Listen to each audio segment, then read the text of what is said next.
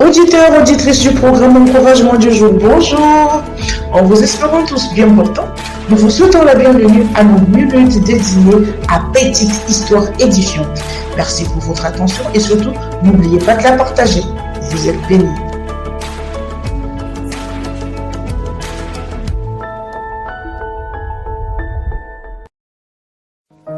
Shalom à tous, bienvenue à notre petite histoire du jour.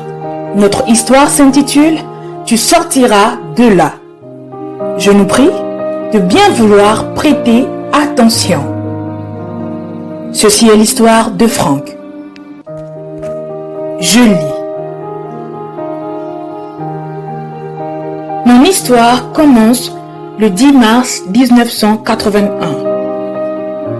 Ma vie en a été totalement changée.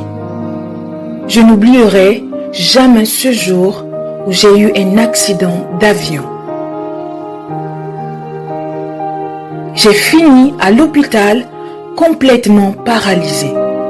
Ma colonne vertébrale était écrasée. Je m'étais fracturé la première et la deuxième vertèbre cervicale. J'avais perdu le réflexe de la déglutition. Je ne pouvais manger ni boire. Mon diaphragme était détruit. Je ne pouvais pas respirer. Je ne pouvais que cligner des yeux. Les médecins disaient que je serais toute ma vie un légume, que je ne pourrais que cligner des yeux le restant de mes jours. Voilà ce qu'ils envisageaient pour moi.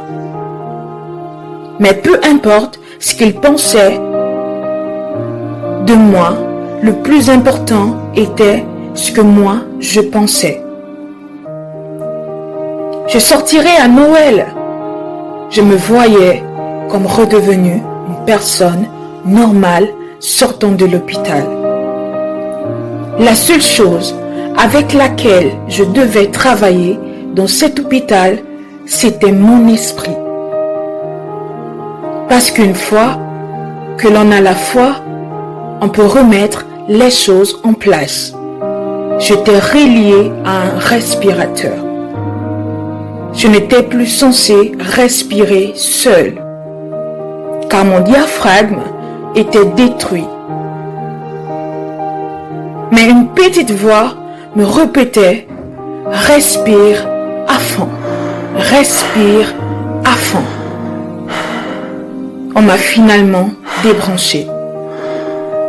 Pour les médecins, c'était inexplicable. Je ne pouvais me payer le luxe de laisser quoi que ce soit occuper mon esprit et me détourner de mon objectif et de ma vision. Je m'étais fixé de sortir de cet hôpital sur mes deux jambes à Noël. Et c'était mon objectif. 8 mois plus tard, je suis sorti de l'hôpital sur mes deux jambes comme prévu. On m'avait dit que c'était impossible. C'est un jour que je n'oublierai jamais.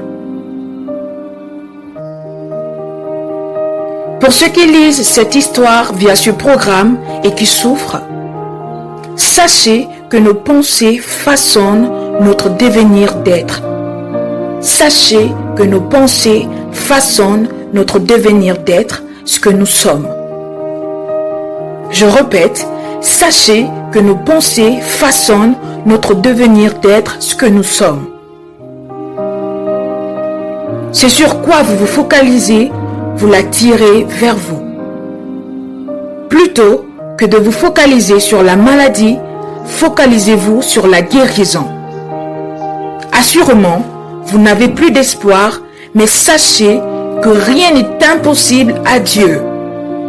Pour quiconque croit en lui. Vous le retrouverez dans Marc 9, 23. Au nom de Jésus, je proclame que cette maladie ne te tuera pas. Je proclame que cette maladie ne te tuera pas. Tu sortiras de là. Tu sortiras de là. Tu sortiras de là. Merci d'avoir prêté attention à cette merveilleuse histoire. Que Dieu vous bénisse. À nous retrouver dans une autre histoire.